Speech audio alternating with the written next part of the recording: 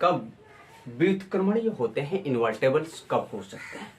ध्यान दीजिए, यहाँ से भी आपका टीजीटी हो या पीजीटी हो या इंटर एग्जामिनेशंस हो, एक क्वेश्चन अवश्य पूछा जाता है। या तो इन्वर्स पूछ देगा या ये कहेगा कि सिद्ध कीजिए कि यह दिया गया फलन इन्वर्टेबल्स है। आइए पहले हम जाने कि इन्वर्टेबल्स क्या होता है, फलन्स इन्वर्ट कब होते हैं, व्युत्क्रमणीय कब होते हैं।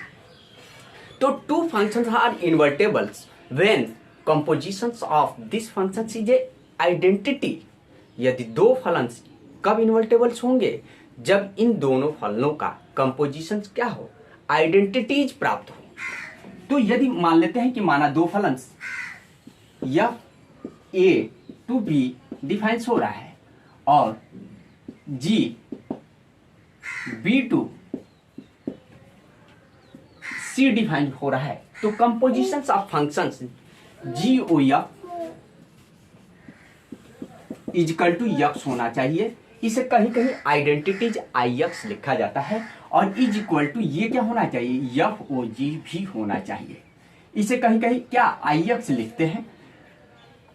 आपकी किताब में कभी कभी एफ ओ जी बराबर आई एक्स दिया होगा और जी ओ एफ बराबर आई वाई दिया गया होगा, कोई समस्या नहीं। आइए हम इसको थोड़ा सा और क्लियर करने के लिए कि कैसे ये आइडेंटिटीज होता है, इसको क्लियर करने के लिए एक एग्जांपल के द्वारा जानते हैं। या एफ एक्स बराबर यहाँ पे क्या प्राप्त हो जाना चाहिए, एफ एक्स इक्वल टू यक्स प्राप्त होना चाहिए। इन्वर्टेबल्स मान लेते हैं कि एफ एक्स बराबर G O F equal to x बराबर एफ ओ जी है, तो फलंस क्या, तो एफ इनवर्स जी होगा तथा जी इनवर्स एफ होगा, एफ होगा। अब आ जाइए इनके बारे में थोड़ा सा और हम लोग कंफर्म करते हैं कि कैसे फलंस इन्वर्टेबल्स होता है। मान लेते हैं कोई एग्जांपल लेते हैं और इन्वर्टेबल्स हम लोग ज्ञात करते हैं कि एफ एक्स बराबर 2x+3। एग्जांपल से एफ एक्स बराबर 2x+3 एक दिया गया है और दूसरा क्या दिया गया है, जी एक्स बराबर x minus 3/2। G X equal to दे दिया गया है x माइनस 3/2 दिया गया है। ये दो फलन दिए गए हैं और ये आपसे कहा जाए कि सिद्ध कीजिए कि ये फलन इन्वर्टेबल्स हैं, व्युत्क्रमणीय है। तो इन फलनों को व्युत्क्रमणीय दिखलाने के लिए हमने डिफिनेशन से जाना कि two functions are invertibles when the compositions of both functions is इन्वर्टेबल्स।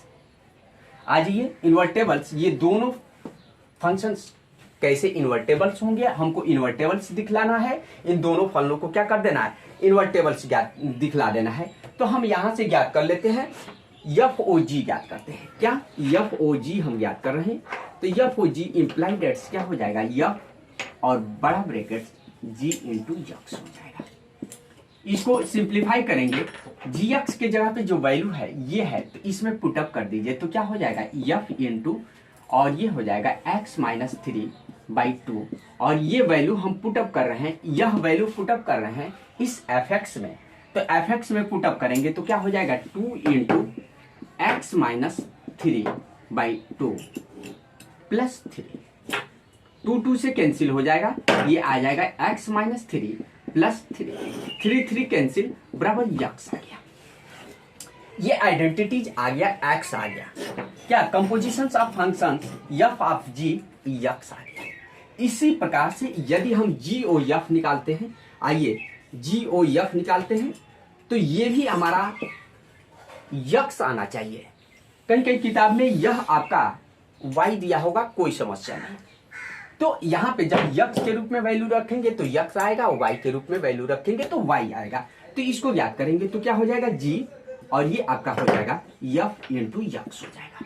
अब ये आपका आ जाएगा, यहाँ पे ध्यान दीजिए, तो ये g हो जाएगा और एफ एक्स के जगह पे 2x प्लस 3 क्या है 2x+3 है, तो 2x+3 और यह gx वाले में मान रख देते हैं, तो रख दीजिए यहाँ पे क्या हो जाएगा x के जगह पे 2x+3 और -3 है तो -3 रहेगा ही, बटे में 2 है तो 2 रहेगा, 3 से कैंसिल और ये क्या आ जाएगा 2x बटा में 2 कैंसिल, यक्स आ गया।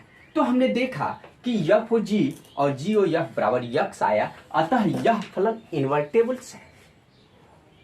इस प्रकार से हमने देखा कि यह सारे फलन इन्वर्टेबल्स नहीं हो सकते हैं। ठीक है, तो हमको यहां से सवाल कभी कभी पूछ लिया जाता है, क्या पूछा जाता है कि दिखलाइए कि ये बोथ फंक्शंस आर इन्वर्टेबल्स, ये दोनों फलन्स इन्वर्टेबल्स हैं। यहां से एक दूसरे तरह से भी क्वेश्चन से राइज किया जा सकता है, कभी केवल एक फंक्शन दे दिया जाएगा और कहा जाएगा कि सिद्ध कीजिए कि यह फलन व्युत्क्रमणीय है, इन्वर्टेबल्स है। तो यदि केवल एक फलन दिया जाए और आपसे कहा जाए कि प्रूव कीजिए, सिद्ध कीजिए कि दिया गया फलन इन्वर्टेबल्स है, तो इसको हम कैसे जानेंगे, इसको भी हम लोग देख लेते हैं कि इस तरह के सवालों को कैसे जाना जाता है।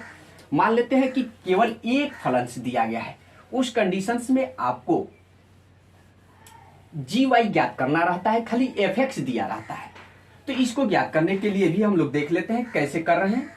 तो इस तरह के सवालों को करने के लिए यहाँ पे एक एग्जाम्पल हम लेते हैं और इसको पुनः देखते हैं कि कैसे ये आ रहा है आपका। तो इसको भी हम लोग एक एग्जाम्पल से समझते हैं।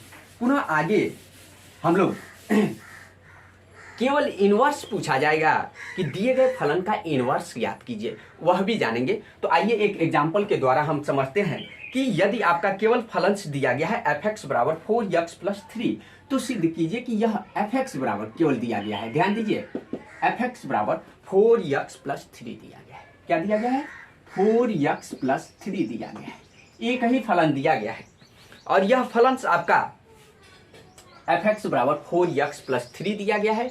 तो आपको ये कह रहा है कि सिद्ध कीजिए कि यह फलन इन्वर्टेबल्स है, व्युत्क्रमणीय है।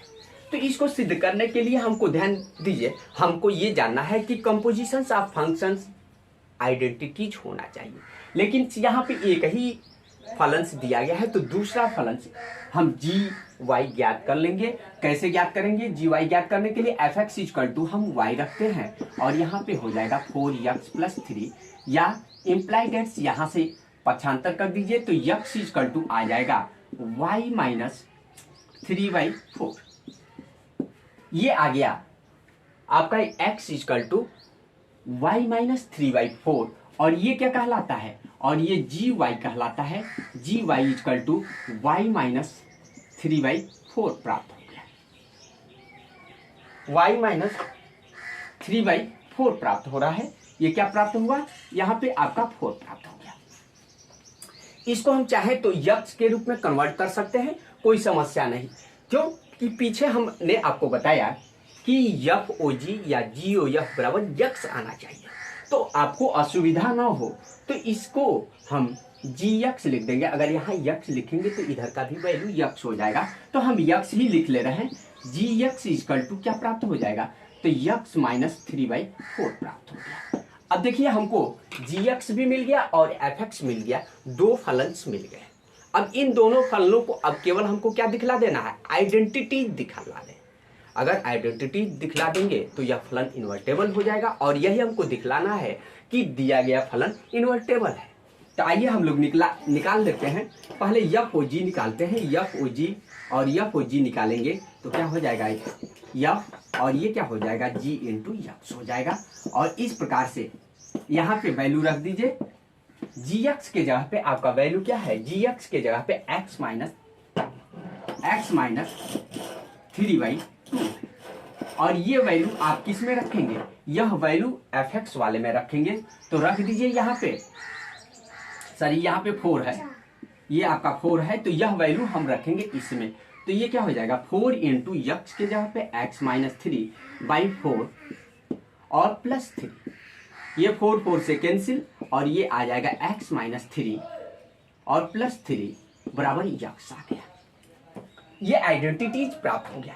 इसी प्रकार से जी ओ एफ ज्ञात कर लीजिए, जी ओ एफ ज्ञात करेंगे तो ये क्या हो जाएगा, इम्प्लाइड एट्स, ये आपका आ जाएगा जी और यहाँ पे हो जाएगा एफ यक्स और यहाँ पे पुनः इस वैल्यू को fx के जगह पे अब वैल्यू रख देते हैं 4x + 3, तो ये आपका प्राप्त हो जाएगा 4x + 3। और ये वैल्यू gx वाले फलन में gx ये है, तो जहां x है वहां पे 4x + 3 रखते हैं, तो ये क्या हो जाएगा 4x + 3 और -3 और पूरे के बटे में 4, 3 3 से कैंसिल, ये आपका आ गया 4x/4, तो 4 4 कैंसिल हो जाएगा, x आ गया। यह भी आइडेंटिटीज आ गया, x आ गया। अतः यह दिया गया फलन fx = 4x + 3 क्या है, आइडेंटिटी आ रहा है, तो यह दिया गया फलन क्या हो जाएगा, इन्वर्टेबल्स है अर्थात व्युत्क्रमणीय है। और यही हमको दिखलाना था कि सिद्ध कीजिए कि fx = 4x + 3 व्युत्क्रमणीय है, इन्वर्टेबल्स है। अब आइए थोड़ा सा इसी में हम ये समझ लेते हैं कि अगर आपसे केवल ये पूछा जाए कि f इनवर्स निकालिए, मतलब दिए गए फलन केवल वन फलन दिया गया है, यही एग्जाम्पल लेते हैं क्या कि fx बराबर दे दिया जाए fx = 4x + 3 और इसमें आपसे क्या पूछा जाए कि f इनवर्स ज्ञात कीजिए। क्या ज्ञात कर दिए कि f इनवर्स ज्ञात करना है, आपसे पूछा जाए कि f इनवर्स का वैल्यू कितना होगा ज्ञात करना है।